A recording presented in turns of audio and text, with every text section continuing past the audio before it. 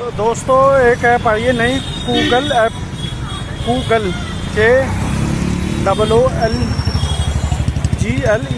KOOLGLE, Google के बदले Google.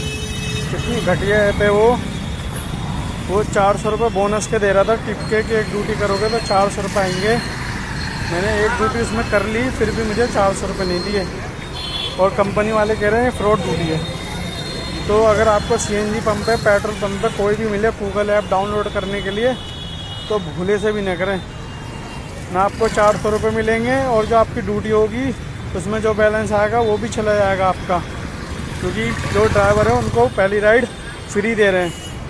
तो आप 45 रुपये की, 60 रुपये की, जो भी 100 रुपये की, 200 रुपये की उसमें ड्यूटी मारोगे तो एक ड्यूटी वो कस्टमर की फ्री है। वो अकाउंट में पैसे डालेंगे पर विड्रॉ नहीं होंगे आपके। तो दोस्तों बिल्कुल भी ना करें वो डाउनलोड, रिक्वेस्ट आपकी आपसे भाइयों के।